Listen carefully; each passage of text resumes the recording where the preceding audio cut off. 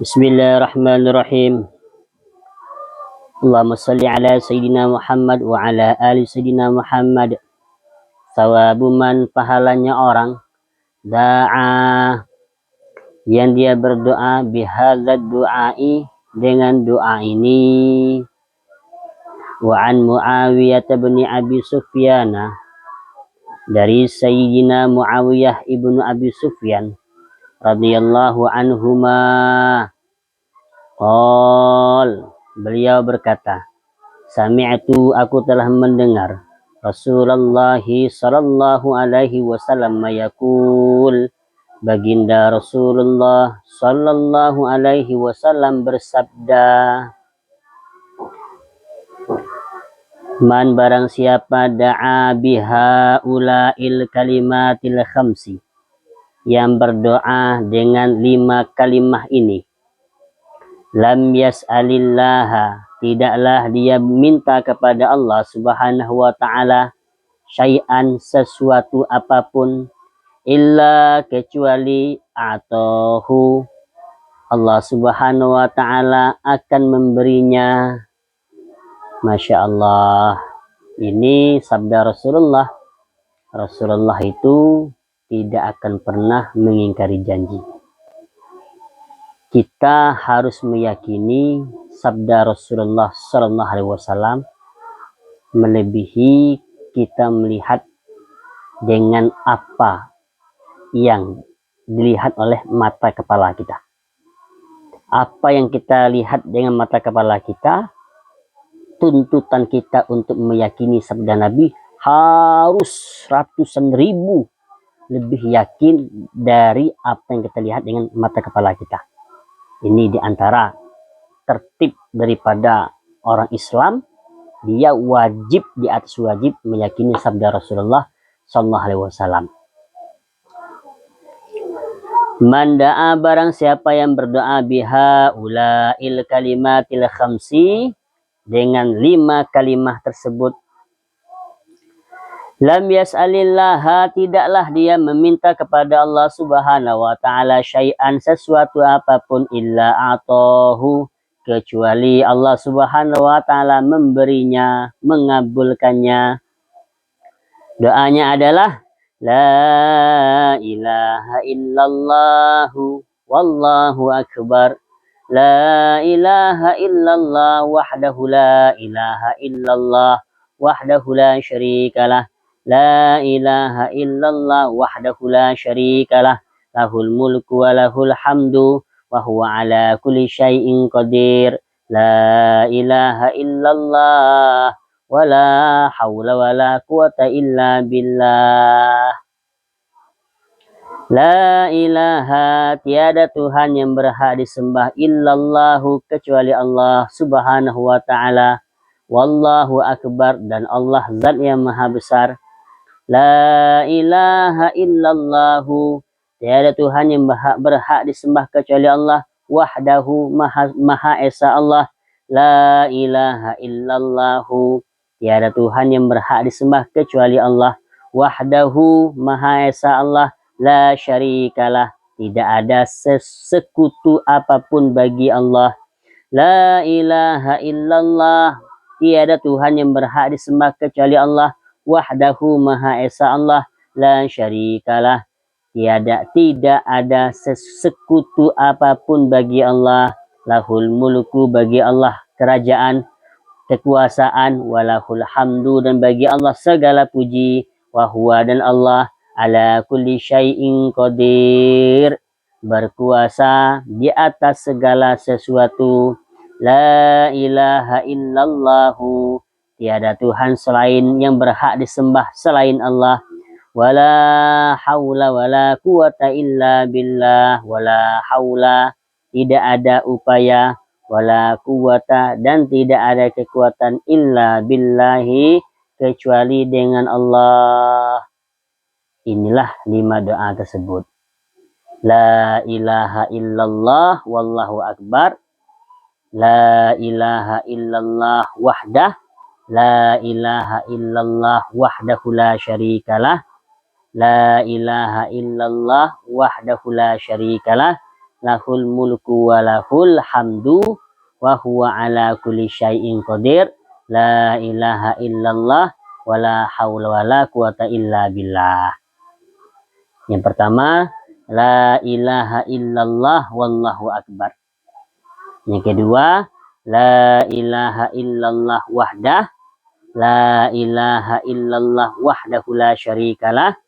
Yang ketiga, la ilaha illallah wahdahu la syarikalah, lahul mulku wa lahul hamdu wa huwa ala kulli syai'in qadir. Yang keempat dan lima, la ilaha illallah wa la haula wa la quwata illa billah.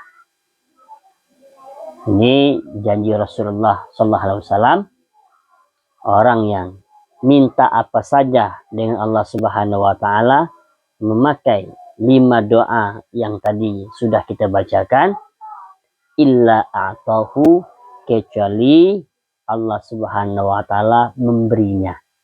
Ini janji Rasulullah sallallahu alaihi wasallam. Sekiranya kita sudah berdoa memakai doa ini, namun doa kita tak kunjung juga diijabahi Allah.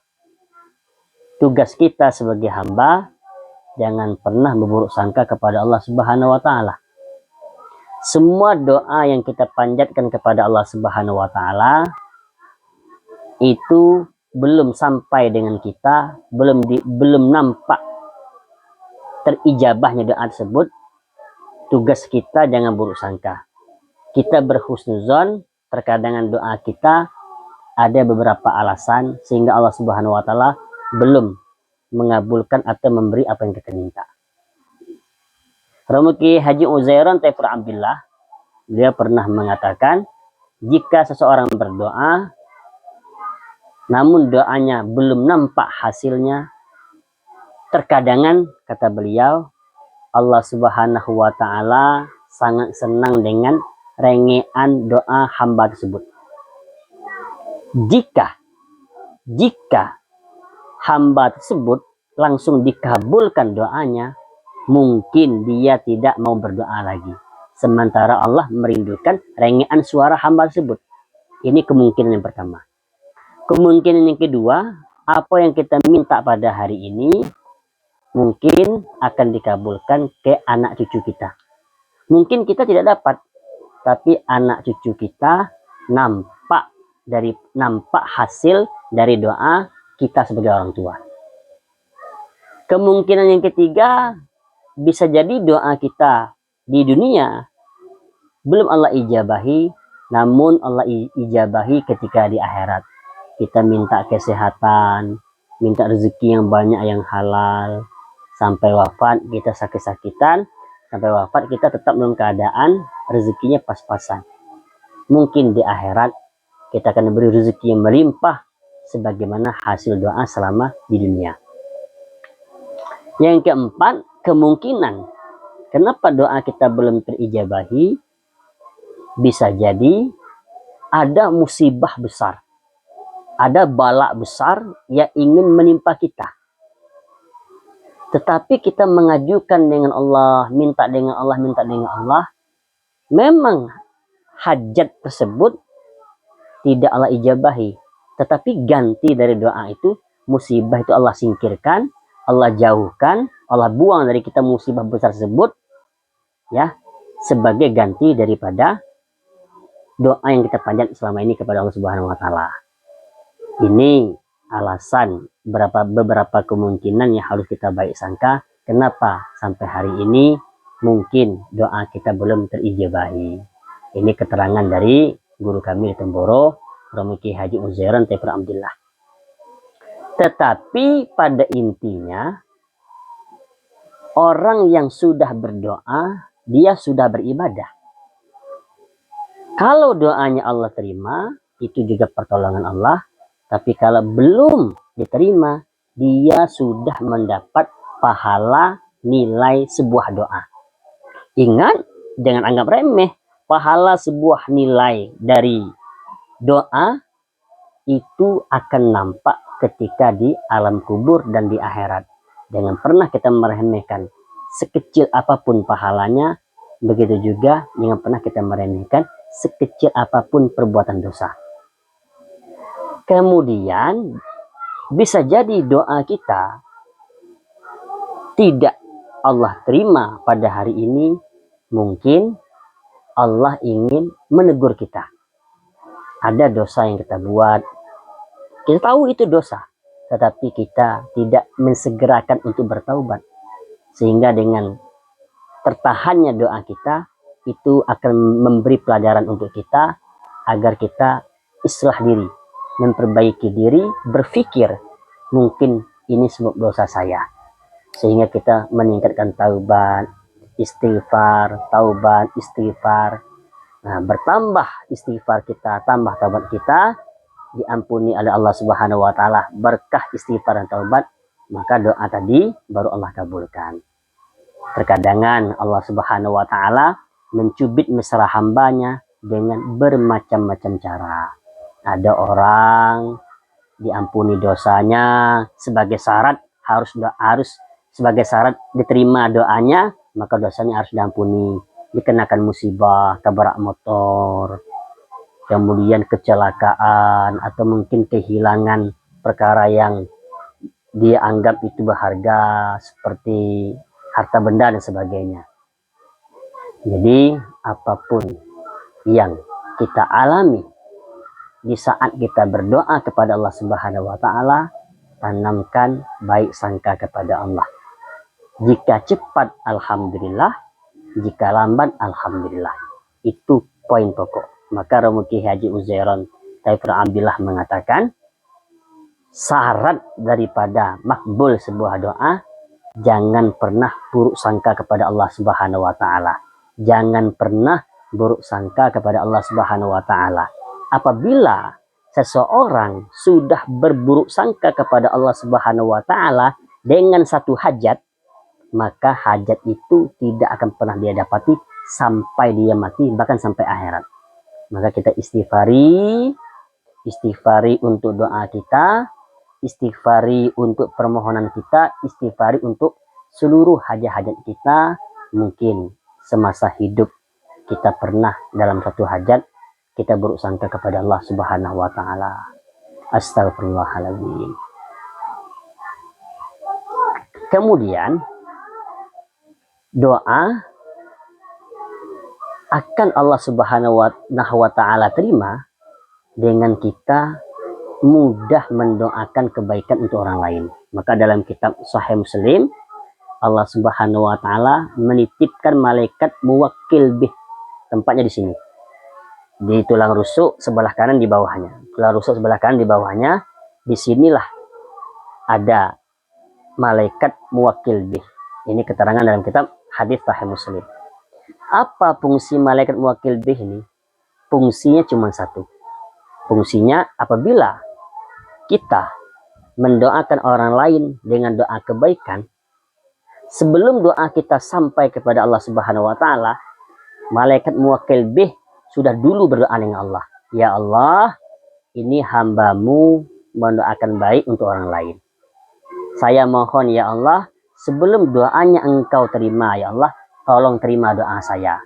Berikanlah kebaikan lebih dulu kepada hambamu yang mendoakan orang lain daripada orang lain yang dia doakan. Ini fungsi malaikat muwakkil bih. Maka penting kita mendoakan umat, mendoakan kebaikan untuk umat, dan mendoakan keluarga kita. Itu penting. Karena apa? Tolak ukur kemakbulan sebuah doa itu alternatifnya dengan kita mendoakan orang lain. Malaikat muwakkil bih lebih dulu mendoakan kita. Kita manusia punya dosa. Dosa yang kita lakukan itu menghalangi doa kita. Dan malaikat muwakkil bih yang di sini, dia malaikat tercipta tanpa nafsu. Tercipta memang untuk tidak berbuat dosa. Maka makhluk yang suci seperti malaikat muwakkil bih ini, apabila berdoa, doanya langsung langsung sampai kepada Allah Subhanahu wa taala, langsung Allah terima. Inilah fungsi malaikat muwakkil bih. Ringkasnya, kita doakan orang lain, sebelum doa kita sampai kepada Allah, malaikat muwakkil bih sudah berdoa dengan Allah, ya Allah kabulkanlah, berikanlah kebaikan untuk hambamu yang mendoakan orang lain, sebelum engkau mengabulkan doa hambamu untuk orang lain. Jadi kita lebih dulu diberi kebaikan dari orang yang kita doakan tadi. Inilah berkah malaikat muwakil bih yang tempatnya di sini. Surah Rusuk sebelah kanan di bawah dikit. Ini dalam keterangan Sahih Muslim. Semoga bermanfaat. Doakan kami dan kita bagaimana saling mendoakan. Semoga Allah Subhanahu wa taala beri istiqomah, hidayah, taufik, taubat sampai kita wafat husnul khotimah. Semoga kita bersaudara di dunia dan bertetangga di surga. Amin ya rabbal alamin. Barakallahu fikum.